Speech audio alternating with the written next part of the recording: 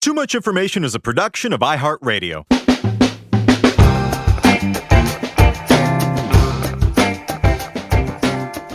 Hello, everyone, and welcome to Too Much Information, the show that brings you the secret history and little-known facts behind your favorite music, movies, TV shows, and more. We're two guys with too much free time on our hands. My name's Jordan Runtagh. And I'm Alex Heigl. Jordan, what are we talking about today? Today, we are taking a look at Legally Blonde, and there's a sequel in the works that's been rumored to be out at some point during the spring, but alas, it's been held up due to countless production delays, many of them COVID-related. First, it was going to be out on Valentine's Day 2020, and then it was at some point this May, and now, unfortunately, it's delayed indefinitely, while writers Mindy Kaling and Dan Gore work on the script, so we hope that this episode will make up a little bit for the missing piece of millennial blonde nostalgia in all of our hearts. What are they calling it? Does it have a working title? I think just Legally Blonde 3. The Secret of the Ooze. Legally What are Blonde other famous 3, Blonde Harder. Electric Boogaloo. A Good Day to Blonde Hard. Live Free or Blonde Hard. Like 45 minutes later, we're here. Just pitching Mindy Kaling. I mean, can we get Mindy on? Hey, Jamie, can we get Mindy on the phone? Thank you. That's our producer. Legally Blonde 3, back in the habit. All right. Well, Jordan, what do you think about Legally Blonde? I think it's a great movie. It's just a smart satire about self-acceptance and challenging stereotypes. I mean, what's not to love? Elle Woods is smart, she's kind, and she's unapologetically who she is. I think it's great. What do you think about this movie? I think it's great. I agree. I was a little upset to see that a number of the people who worked on this went in to just make some absolute crap afterwards. Yeah. But that is no fault of Legally Blonde's. You can't reheat a souffle. I'm told. That's what all the former Beatles said after they... Bummer. Weird bummer. Jordan's going through some stuff, folks. Yeah. Okay, so we've already compared this to the Die Hard franchise and the breakup of the Beatles. Oh, boy. All right. Anyway, we're going to talk about the hilarious true story that inspired the film, Reese Witherspoon's nature documentary-style trips to Southern California sororities, Bruiser the Dog's connection with the Taco Bell dog, I know it's a personal favorite of yours, Heigl, the drunken origin of the bend and snap, the long-lost musical number, what happened to all of Elle's 60 outfits from the film, and finally, how this movie is actually indirectly responsible for saving someone's life. So, without further ado, here's everything you didn't know about Legally Blonde.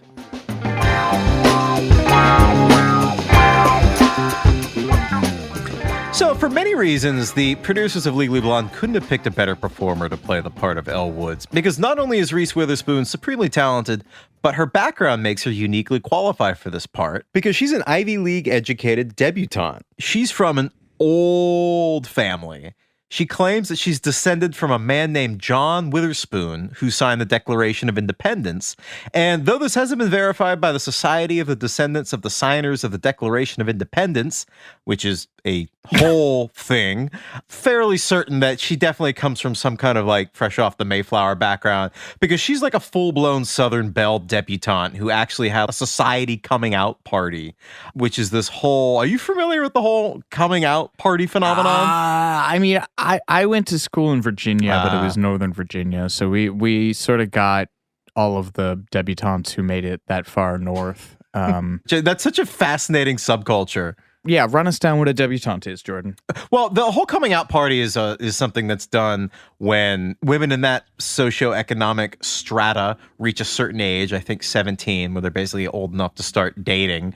And yeah, the more I talk about it and think about it, the more it kind of I'm reminded of like how it's weird. Yeah. So, I mean, it definitely seems like some kind of old medieval, like bonding family ties with other strong families in the community sort of thing. Does the word debutante have a literal definition of like, just, is it a woman of a certain social status or? Oh boy. It means from the French to mean female beginner, the age that they were old enough to be married, essentially. And the whole purpose of a coming out is to display them to bachelors from other families. Yes.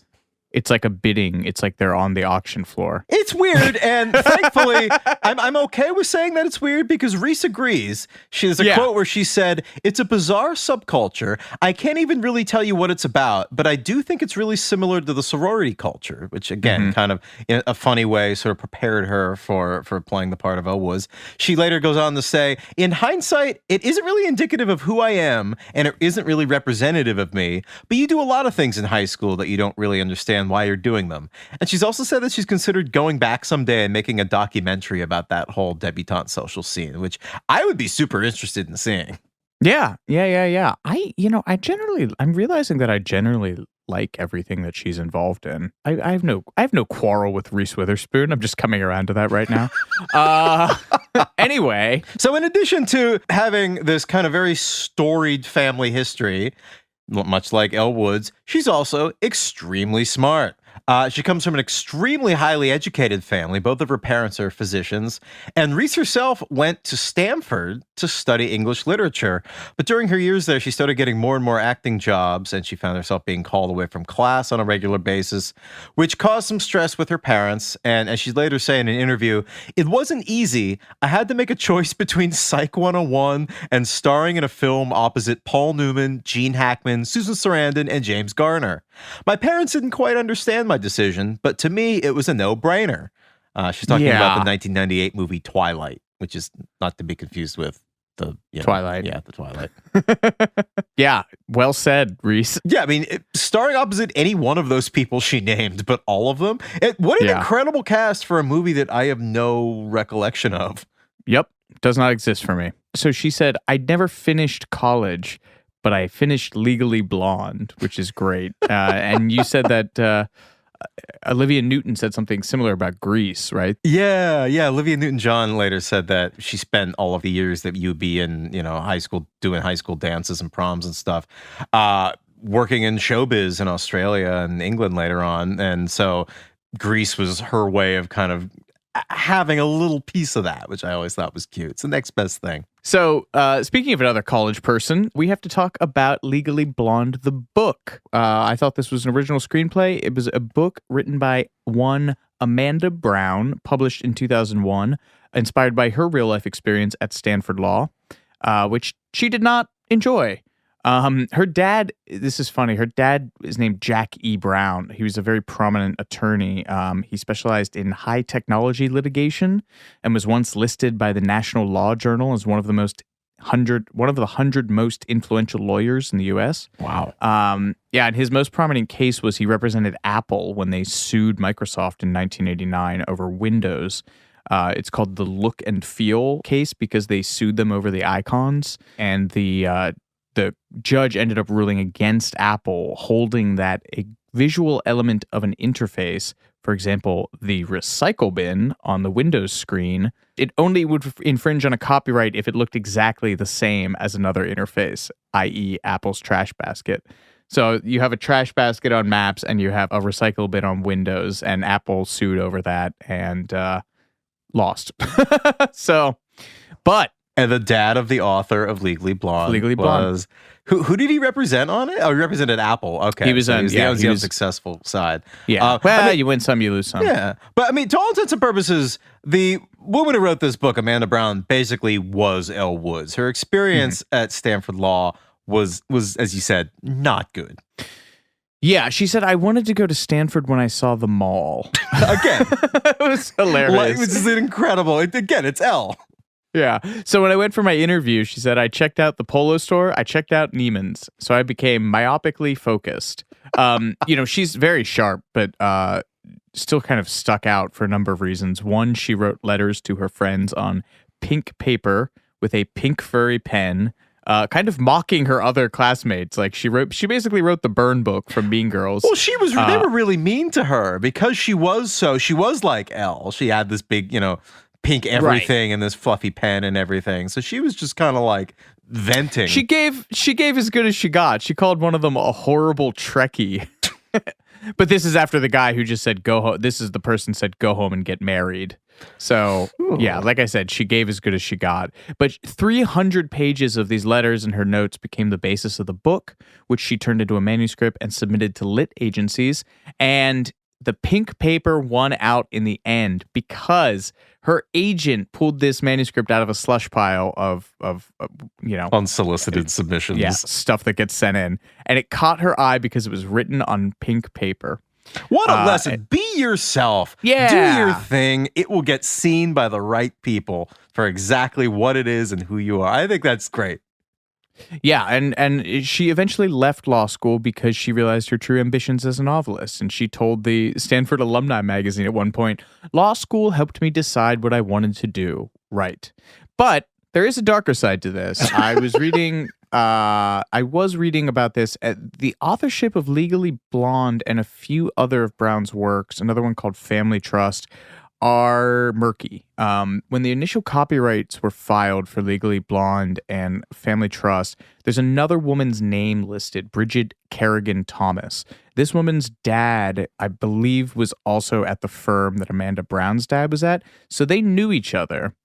And they co-wrote, apparently, some of this stuff. But in this article that I was reading, there was some kind of a falling out, presumably over money, once this was optioned into a movie. And you start talking about points, you start talking about all this other stuff.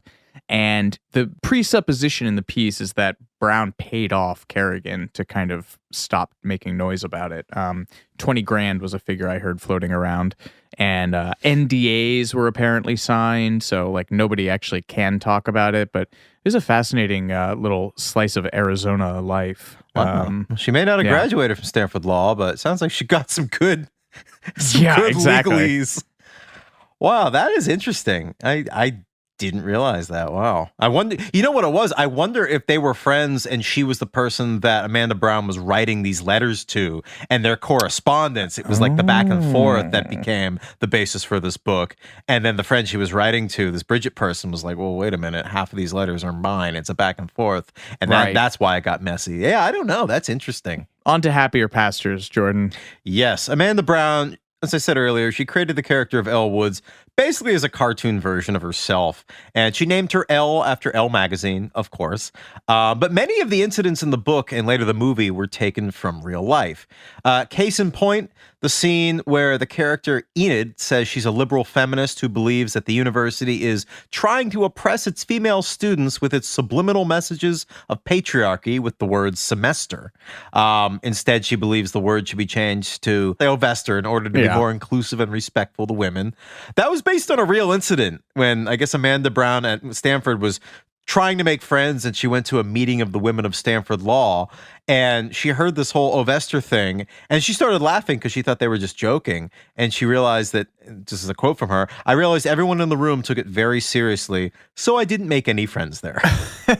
And also the scene in Elle's Harvard admission video when she demonstrates how she incorporates law into her everyday life by holding a vote over which toilet paper brand for her sorority to get. This vote was actually based on a true story with the film's screenwriter, a woman by the name of Karen McCullough. And she said this happened in her own sorority. They had votes for brand of toilet paper to get. I guess the other thing was that they didn't supply them with enough toilet paper. And so they basically would give the sorority sisters activity points for going out and scavenging rolls from other office buildings on campus. God, what a weird culture. I never got near those people at all. Really? Wait, where'd you go again? JMU? George Mason. Actually, it's funny because McCullough went to James Madison, which is also in Virginia. But no, I went to GMU. We didn't have much in the way of Greek life. I was busy. I was listening to jazz. I was practicing jazz bass, Jordan. I was so super cool. No, I was smoking weed in the woods. I was at NYU where we didn't even have, there were obviously no fraternity houses. I think there were a couple fraternities. We didn't even have a football team. And they used to sell sweatshirts that said NYU football undefeated, which was pretty good. That makes me for a bunch of art school kids. Yeah. Yeah, it makes me like NYU a little bit more. But so unlike Reese, McCullough was actually in a sorority. She was an Alpha Gamma Delta. at Delta, Alpha Gamma Delta. That's my call sign in my Hummer. I'm surprised you haven't gotten my hick accent yet. She also wrote 10 Things I Hate About You, about also from a similar epistolary source. That movie was not actually pitched as a direct Shakespeare thing. It was based on her like diary and stuff that she had written in high school. And Karen McCullough, the Legally Blonde screenwriter? I didn't know that. Yeah. Wow. Yeah, and her co-writer Kirsten Smith. And so 10 Things I Hate About You is based on, I think it was McCullough's high school diary where she was writing, and it was actually, the title comes from, I think the diary or the book that she had was called 10 Things I Hate About Tom. And then they turned it into a screenplay, and then they realized, oh, we can hang this on the plot of The Taming of the Shrew. I didn't know that. Wow.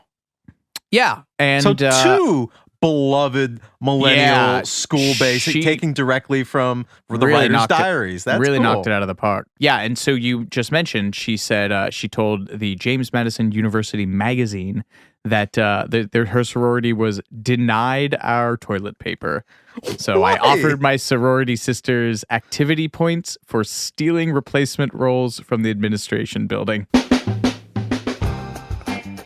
As you meditate on that, we'll be right back with more Too Much Information after these messages.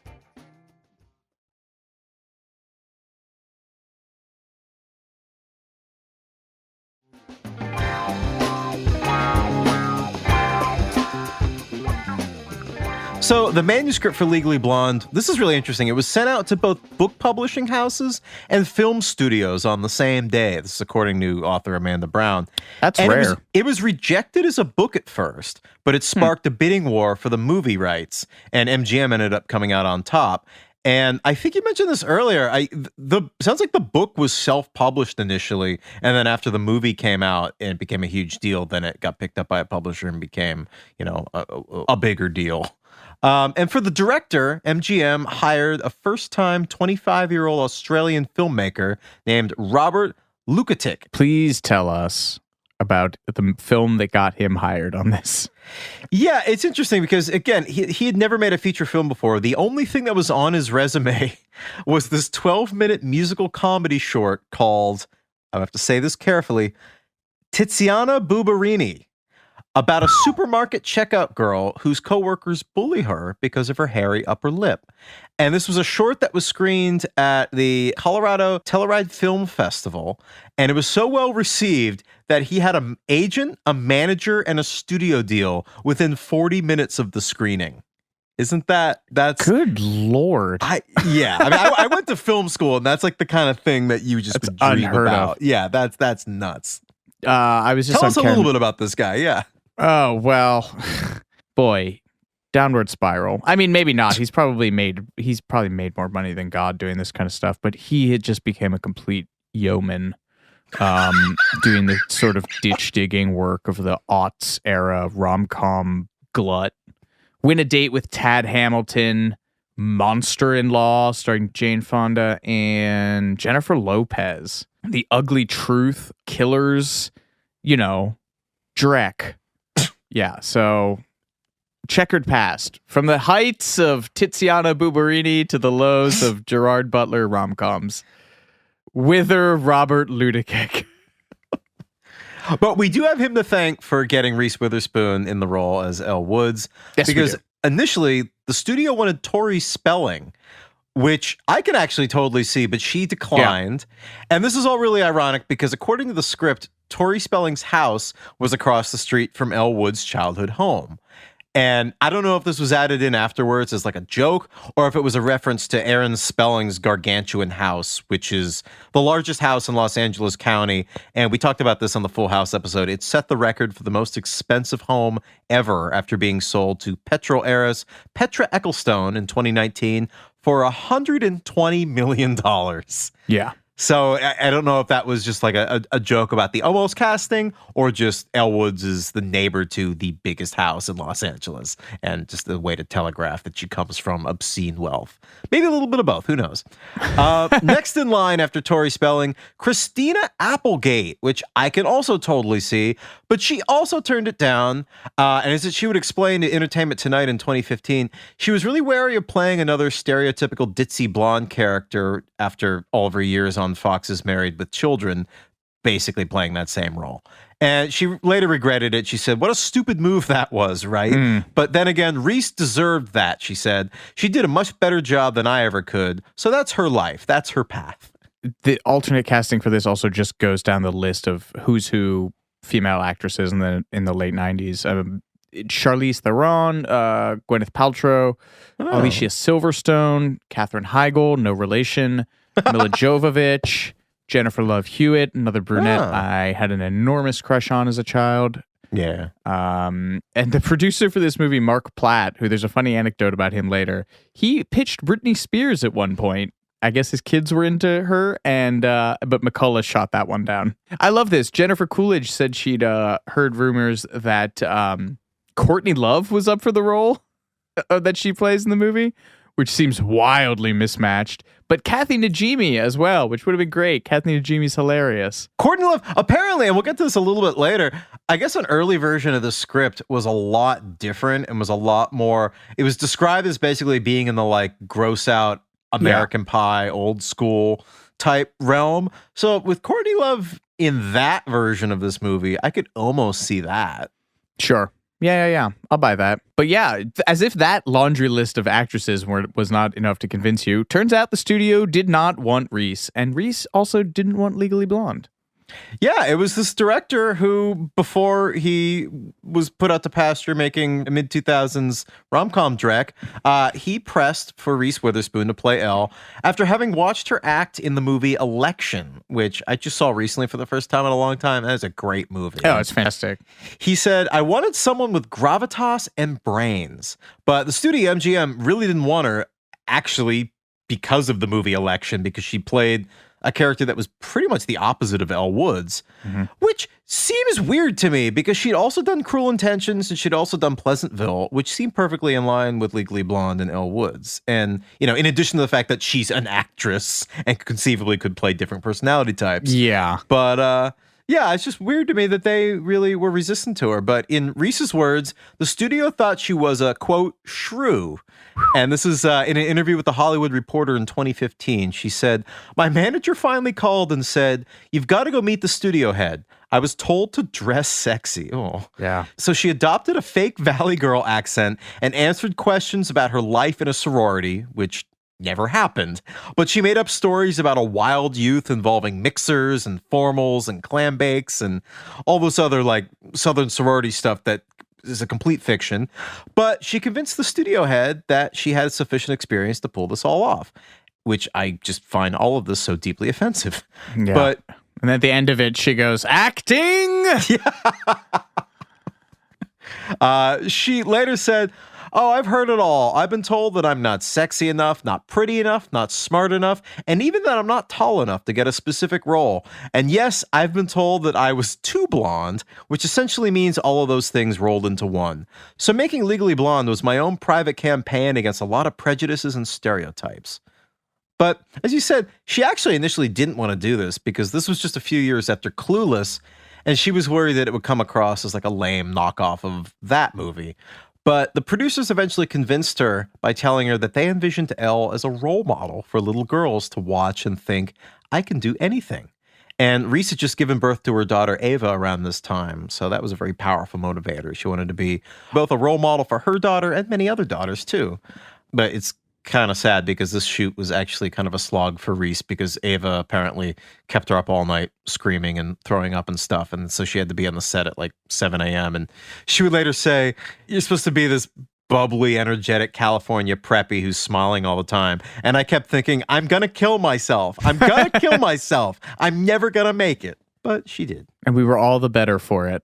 Yes. But she really went beyond the pale for this role. She basically approached it, as you said earlier, like a nature documentary. Anthropological study. Yeah, she spent a lot of time in Beverly Hills, watching women eating and shopping to get a better idea of how to act in the role. She sat in on classes at Loyola, and she hung out with sorority girls at the University of Southern California. So she and Jessica Cauffiel, who plays Margot, took out an entire sorority and bought them all margaritas for the entire night, while the two actresses only drank water and took notes. And Cauffiel tells this story that the drinks start to come over for the table, and she reaches for one, and Reese grabs her hand and is like, "No, we're only drinking water. We're here to observe."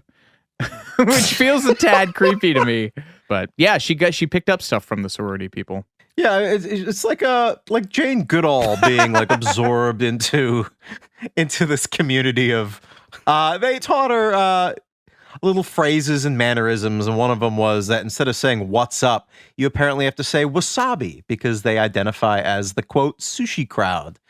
And Reese told Entertainment Weekly in 2001, "I went to dinner with them, and she said it's sort of like an anthropological study. You learn what they eat, how they behave, how they take care of their young, that sort of thing."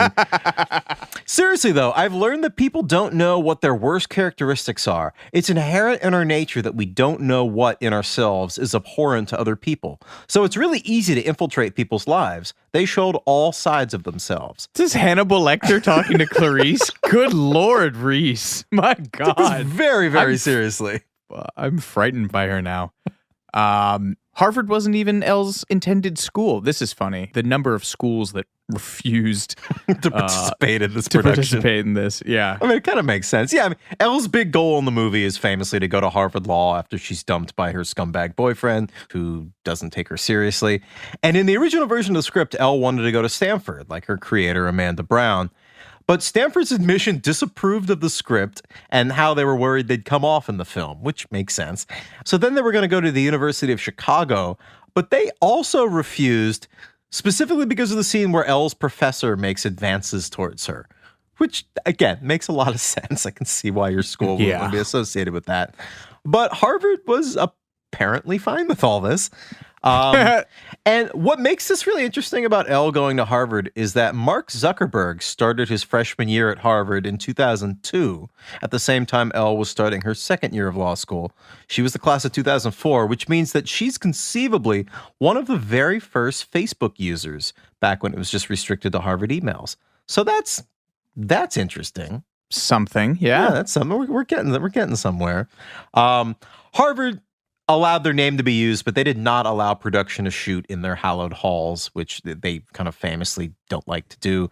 So instead, all of the campus filming took place at Rose City High School, the University of Southern California, and Caltech. Yeah, this is one of my favorite bits. I will take this one. Caltech supplied some very important ingredients for this movie. The frat boys. The frat side of things. Jordan has this captioned with a very excellent beat on the frat. To heighten the reality of this film, the producers hired real-life frat bros to be a part of it. In the opening credit sequence, you see a blonde woman ride her bike past a bunch of these frat guys out on the lawn. And these were real Caltech frat brothers who were basically a last-minute addition to the scene in the film. They were in the middle of an initiation rite referred to as grease frosh, which consists of dousing each other in shortening oil, like lard and oil, olive oil, presumably. Both? I don't know how slick I don't know how oily you got to get to play grease frosh. And okay, so they get all greased. That word is just so funny to me. They get all greased up, just real greasy boys. And then they have a race to see who can carry a freshman successfully from one end of a field or this lawn to another in the fastest time. I don't know if prizes are awarded. I don't know if it's just for bragging rights. But these guys just wandered onto the set. Imagine you're director Robert Ludu, whatever. You've come off your weird boob movie. Your career is laid out in front of you like the Yellow Brick Road. This is your first feature film. You've got the world is your oyster. And a bunch of greasy frat guys wander into your shot. What do? You make it work. And that's why he's making the big money for Gerard Butler rom-coms. No one remembers. He just brought him into the shot. He just said, "Do you guys want to be in the movie?" He literally said, "Do you guys want to be in the movie?" Karen McCullough said they were really there. They were really drunk. They kept trying to ruin the shot. So the easiest solution was to invite them into it. I was captivated by the phrase grease frosh. So I did a little Googling. That is specific to the Page House at Caltech. But there's another famous greasy freshman tradition belonging to our neighbors from the north. At Queen's University in Ontario, there is a tradition of making freshmen climb a greased goalpost, supposedly stolen from the University of Toronto, while your prospective brothers pelt you with stuff, like trash and fruit and so forth. This started in the late 50s and reached its inevitable conclusion in 1983 when several students broke ribs and came down with hypothermia as a result of falling off of this pole and being outside in friggin' Ontario doing this. Presumably they were also naked to some extent. I think that's a given with all these shenanigans.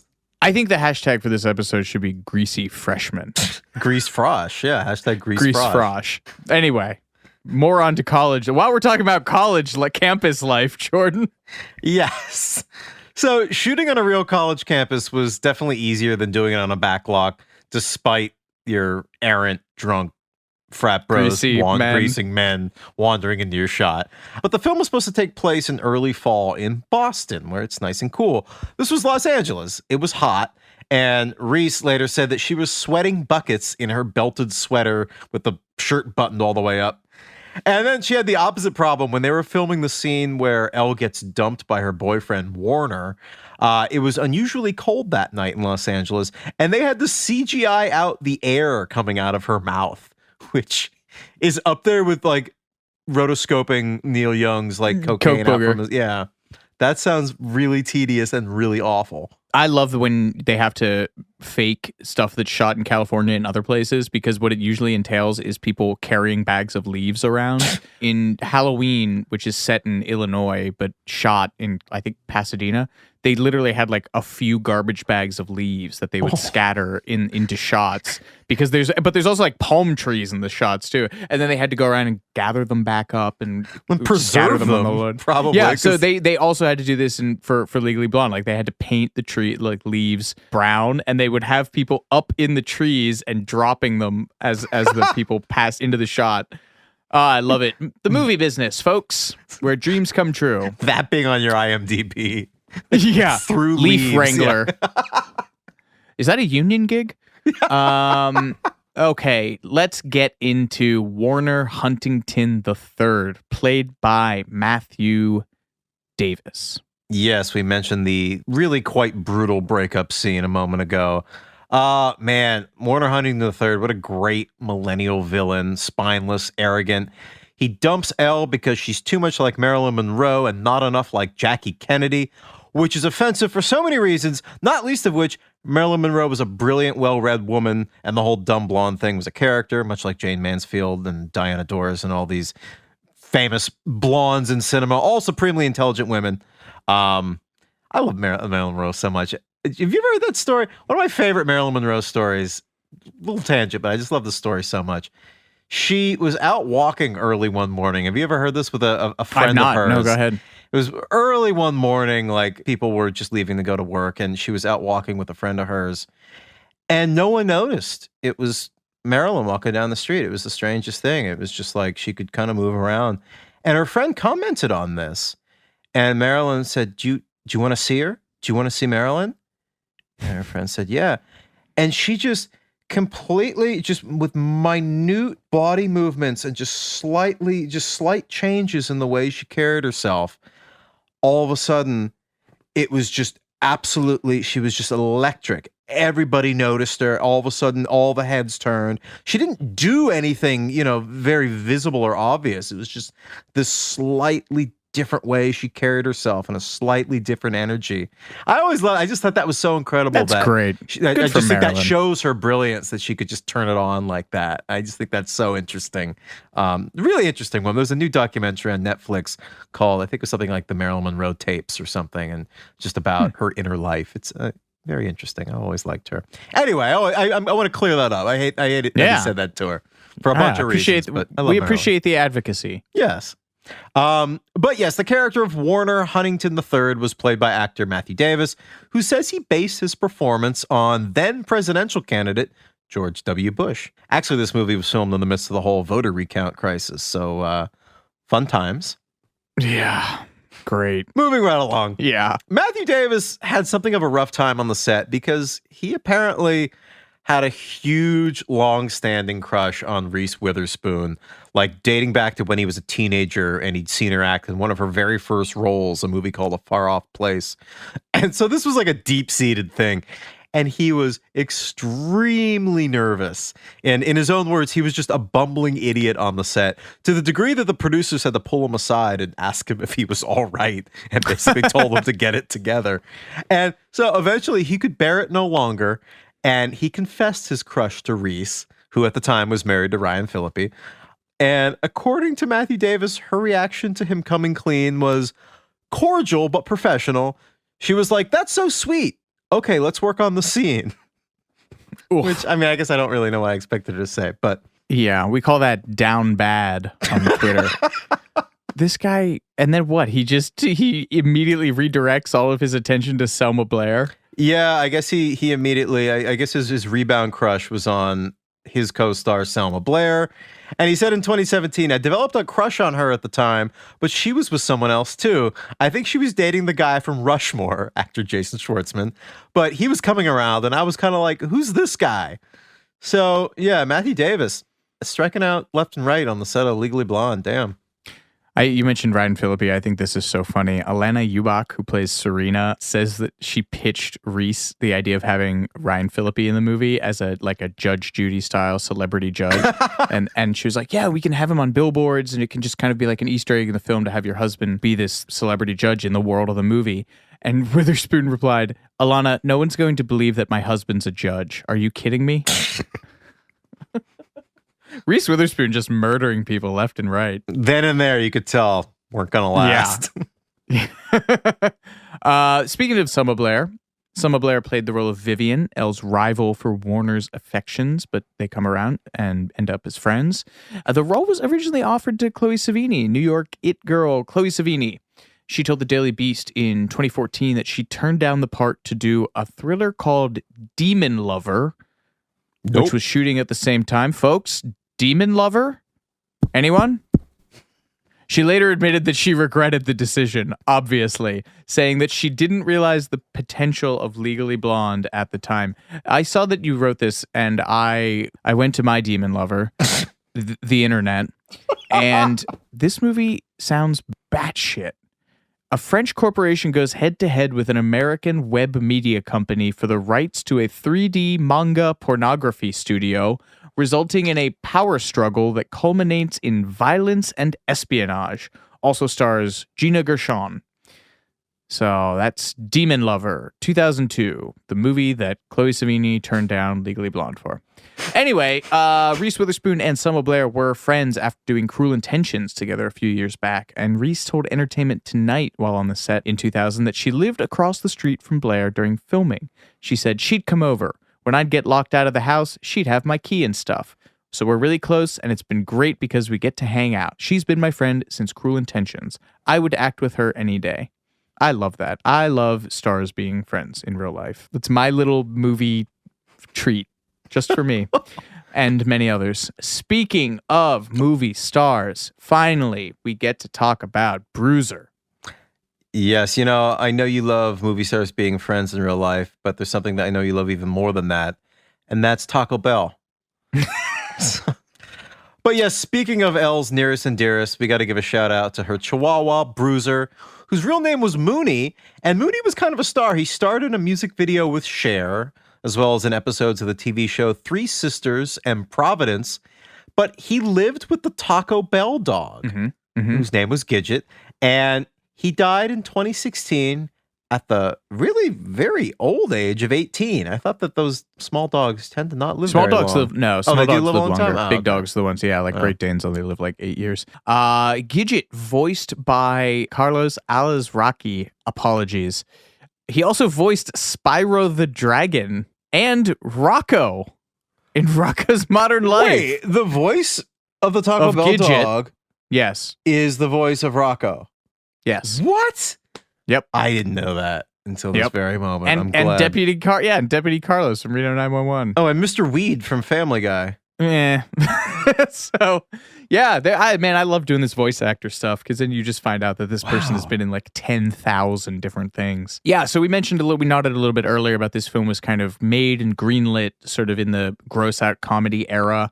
I don't know. How is that era viewed today? Poorly? Memory hold, I would say. Yeah. I feel like people, well, I don't know. Maybe people talk about it. Maybe people remember it. But yeah, it was just that rare, it's a beautiful moment in time when you could just let terrible scatological stuff do all your writing for you. Yeah, so Jessica Caulfield told the New York Post, "What we now know as Legally Blonde and what it began as are two completely different films. It transformed from non-stop zingers that were very adult in nature to this universal story of overcoming adversity by being oneself." There's something about Jennifer Caulfield, we'll touch on this later, is that she remembers there being a totally different ending of the movie that was originally written that the screenwriters claimed never happened. So I tend to take her stories with a little bit of grain of salt. We're going to take a quick break, but we'll be right back with more Too Much Information in just a moment.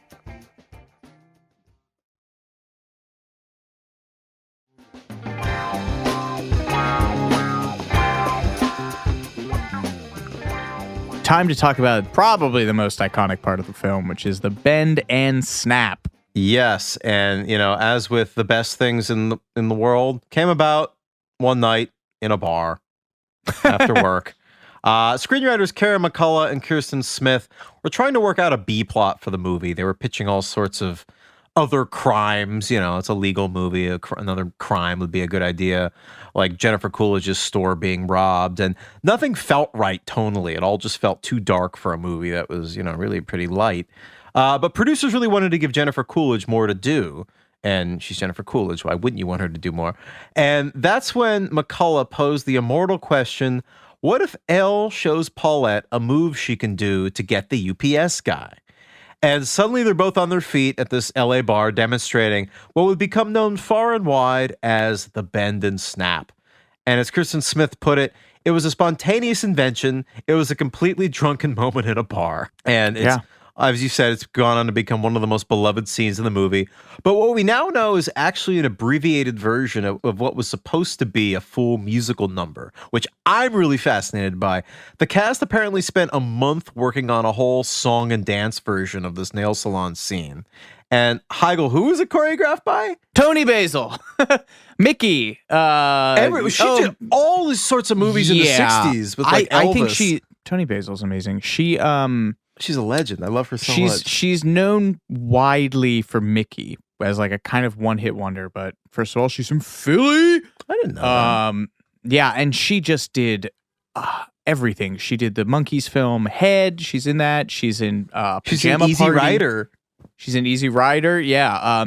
She choreographed the Once in a Lifetime video for Talking Heads. So she's worked with David Byrne, and Bowie. She choreographed a music video and 2 tours for the Bowie. Diamond Dog tour, right? Diamond Dogs and Glass Spider in 87. She worked with Bette Midler. She worked with Tina Turner. Yeah, it's nuts, dude. American Graffiti. Peggy Sue Got Married. That Thing You Do. My Best Friend's Wedding. Legally Blonde 2. I think Once Upon a Time in Hollywood. I think she did the hullabaloo cutaway thing with Leo. Wow. She's so cool. She's awesome. You got to Google. There's like a clip of her. I think it still comes up if you look up like Tony Basil dance studio where she's like 100 years old and still can like do all the like rerun pop and lock and moves and she's like doing it in her dance studio surrounded by a bunch of 20 somethings. She's I think has a legit claim to being one of the pioneers of breakdancing. Right? Yeah. I think she worked with, I forget the troupe or the organization. The Lockers. Was that the Locker? Okay, yeah. Mm-hmm. She's a podcast in herself. I just think she's got the most interesting life story. She's amazing. Yeah, we should do that. She's one of the 7 original Lockers. Wow. God, Tony Basil rules. Yeah. All right. I love that. I love that. So somewhere there's a musical version of this scene that she choreographed, and they cut it. Witherspoon said it just felt odd because there was just one musical sequence. But when the Legally Blonde musical came out in 2007, that number was included. So you can see it in some form if you're going to see that musical. Jennifer Coolidge has described herself as a bad dancer. Aww. And she had trouble with the dance routine that they were learning.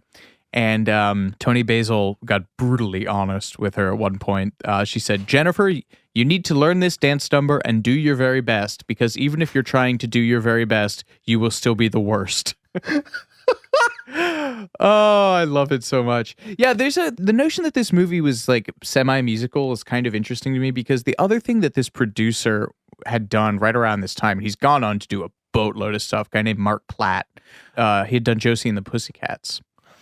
And there's a line in Legally Blonde that people have interpreted as a wink to Josie and the Pussycats, because she says, whoever would say, in Legally Blonde, she says, the line is, "Whoever would think orange is the new pink must be seriously disturbed." And that is the nefarious plot at the heart of Josie and the Pussycats, that the corporation is trying to brainwash teenagers into thinking that orange is the new pink.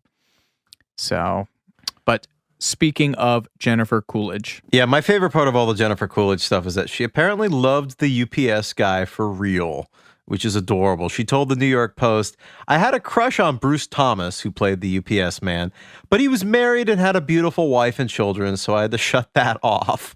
I didn't have to act or get excited when he walked in. It was all true to life." That is adorable. I'm picturing her character on White Lotus.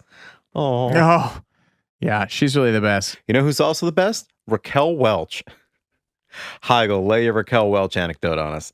So Raquel Welch plays the ex-wife of Brooke's dead husband. And Anthony Richmond, who was the cinematographer on this film, basically said that she came in knowing how she wanted to be lit. She was just giving directions on how she was to be lit in this scene. Apparently, she came in with a hat, this big black straw hat that she was like, "I need to wear this." And the inside of the hat on the brim had a second layer of white straw. So it was a two-tone hat, so that being lit from the bottom, it would reflect off of the underside of this brim and light her face better. She basically created what's called a bounce board to move lighting around. You do it in professional photo shoots and in film. So if you take nothing else from Raquel Welch being amazing, the fact that she jury-rigged a hat to give her better lighting and came in and started telling the lighting director on this film about her specific needs. We love Raquel Welch on this podcast. Yes, so. we do. Continuing on. Now we are on to Jordan's favorite bit of the podcast, which is pedantic pointing out of inaccuracies. Yes, it's I say that with love. Least favorite part of the show, where I poke holes in the script and talk all about the ways that it stretches reality just a little bit too far. There's a great article on insider.com that talks about all the things that Legally Blonde got wrong about law school, and here are some of them now. The admissions video. Elle famously records a video that she submits to Harvard for their application process. Unfortunately, Harvard expects a written personal statement and not a video. Apparently, the real Harvard Law actually plays this clip of her admissions video at their orientation and says, just FYI, this is not how we make our decisions. So that's fun. The internship that Elle gets, she gets an internship from Professor Callahan. As a freshman law student, this is extremely unlikely. Most law schools restrict how many hours that their first-year students can work, so as a result, there are very few first-year students that can have an internship or an externship. I've never heard of an externship, but I guess they can't have one, so it doesn't matter. And then finally, the courtroom scene. Actual law students say that there is no way a first-year law student would ever be allowed to defend someone in a courtroom. So, they said that about Joe Pesci too, and he triumphed. So it's just if you believe enough. I want to see like a grim cinema verite study of like a Joker style mentally deranged person who is like trying to defend themselves in a lawsuit, having only seen Legally Blonde and My Cousin Vinny. But they're like fixated. They're like, no, I can do this. Anyway, I own that idea. This is a verbal copyright. if anyone wants to produce that, you have my Twitter handle. So we talked about this movie kind of getting chopped up or changed in the making, but the ending originally was completely different. Originally, it ended on the steps of the courthouse just after Elle won her case, and she and her love interest in the movie, Luke Wilson's Emmett, they share a big old kiss on the steps, big old romantic moment. And then they cut to Elle and Vivian starting their own blonde legal defense club at Harvard. But they cut the kiss because they felt, and I like this, they felt it undercut the whole point of the movie. McCullough said at Vulture Festival in 2015, it was just kind of a weak ending because the movie isn't a rom-com. It wasn't about their relationship. And test audiences, and laudably, test audiences usually everything up, but these test audiences were like, hey, no, we want to see her grow professionally and succeed on her own terms. So they rewrote the ending to end with the graduation scene where she's giving the keynote, add the subtitles. I love that. I love that so much. One of the rare instances in which test audiences improved something.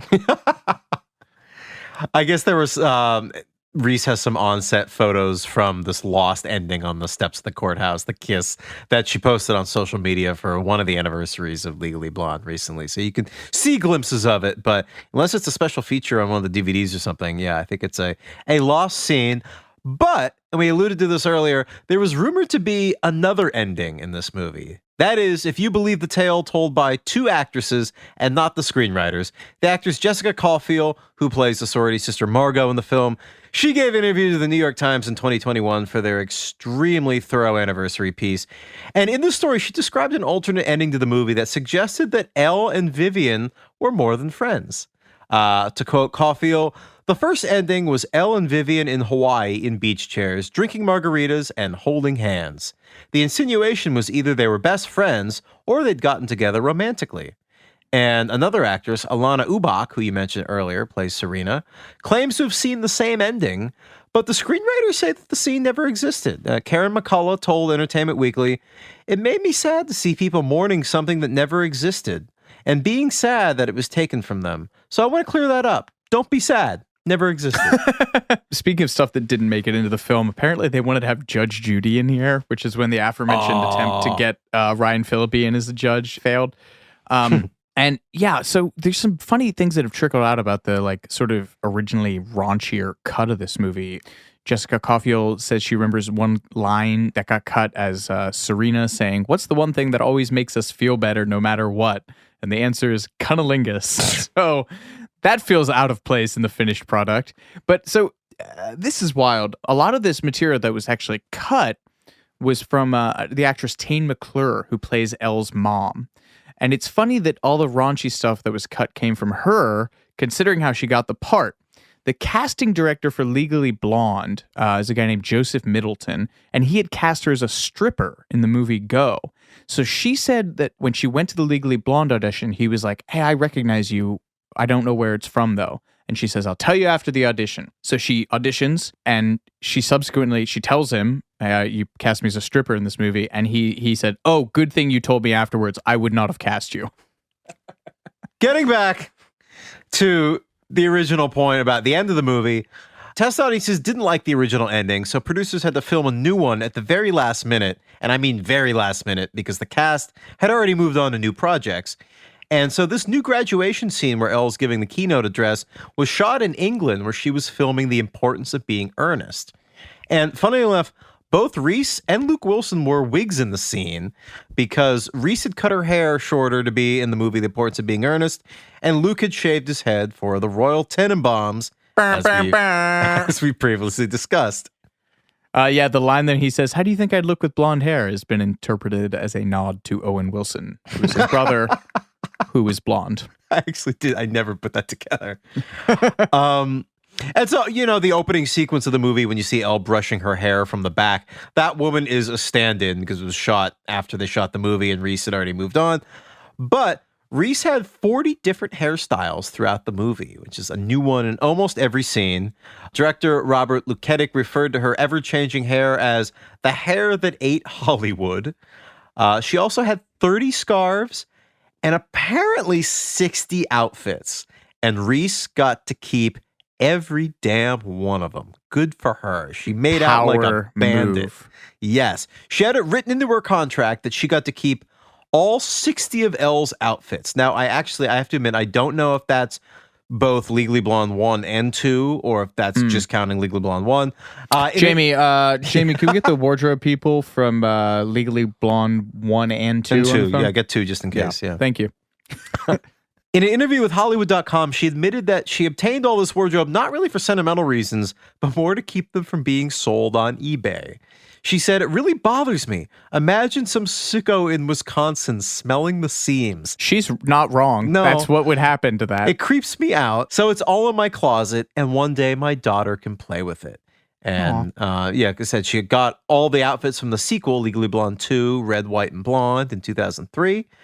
And she says that all of the Elle Woods outfits are in a special storage unit, and this is her quote, "finely preserved between tissue paper." To quote Harrison Ford as Indiana Jones, "It belongs in a museum, and I'm glad this is the next best thing." But she, I guess, busted out some of the outfits in 2016 for the movie's 15th anniversary when she threw a little Elle Woods fashion show on social media and got to try some of those outfits on, and we all got to see them, which was great. Yeah, and speaking of other heartwarming things that came out of this movie, the influence of this film is, I would describe it as incalculable. Incalculable. I still can't. I feel like that's can't the say bit in that word. Office. I would describe the influence of this film as far-reaching. I would describe the influence of this film as inescapable. I would describe the influence of this film as lugubrious. Sorry, I'm really just making these bad. I like trying to make Jordan laugh, and I ruin his day when he has to edit them later. No. Just me riffing poorly. So yeah, the influence of Legally Blonde lives on in the hearts of the many women who were inspired to apply to law school thanks on the film, and anyone trying to, move past the stereotypes of the blonde or of Any stereotypes, really. the wealthy white women, I guess. But in an interview on the Today Show in 2018, Reese said that she still loves that character and will always be special to her because she said, quote, "I've had more young women come up to me and say, I went to law school because of Elle Woods. It's very incredible to see how long movies can last and how important they can be to young people, generation after generation." So that same year, there's a reporter named Lucy Ford who was interviewing Reese, Mindy Kaling, and Oprah Winfrey. You should have put her first. Everyone comes after Oprah. She was interviewing them at a press junket for A Wrinkle in Time, which... but in the middle of this interview, she gave Witherspoon a copy of a 15,000-word dissertation that she wrote on Legally Blonde, titled Legally Blonde, Post-Feminism and the Reimagination of the Strong Female Character. And this reporter, Lucy Ford, told Reese that she watched the movie about 800 times while writing this paper. And it's such a delightful clip. Reese is visibly moved, and she says, "Thank you, that really touches my heart." As it should. That's bananas. But it gets even better. So this film has obviously made a difference in so many people's lives, but it also may very well have saved a life. That's what one viewer says, at least. Screenwriter Karen McCullough told Entertainment Weekly that she received an email from a man who was, quote, "really depressed and was about to hurt himself when a friend called and asked him to go dancing. He initially didn't want to go and said no, but then after he hung up the phone, he remembered the line from Legally Blonde, 'Exercise gives you endorphins. Endorphins make you happy.' So he called the friend back, went dancing, had a great time, his mood improved, and he wrote the screenwriter a note saying, 'That line saved my life.'" And the writers had no idea the impact that, this movie or that line would end up having. And the writer, Karen McCullough, says, "What an offhand line to end up being so meaningful to someone. That blew my mind." I thought that's very nice. Yeah. I think it's a nice note to end on for this. This is an incredibly this is a very wholesome episode. Yeah. This movie, it saves lives, but it's also responsible for putting more lawyers into the world. So we'll call it a draw. So we made it to the we made it this far without making a lawyer joke. Oh man, I've just been looking up sequel names to do riffs on. I like Too Blonde, Too Furious. That's good. That's really good. Yeah. And on a lawyer joke, that is all I got. What else can you say about this? Really sweet, really pure, really positive, really warm film. Can't wait for the third one to come. Hopefully sooner rather than later, but you can't rush perfection. Until next time, I'm Jordan Runtagh. And I'm Alex Heigl. Thank you so much for listening.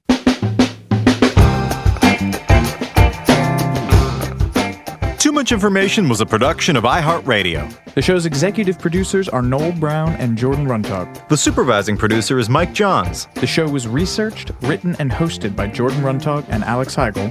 with original music by Seth Applebaum and the Ghost Funk Orchestra. If you like what you heard, please subscribe and leave us a review. For more podcasts on iHeartRadio, visit the iHeartRadio app, Apple Podcasts, or wherever you listen to your favorite shows.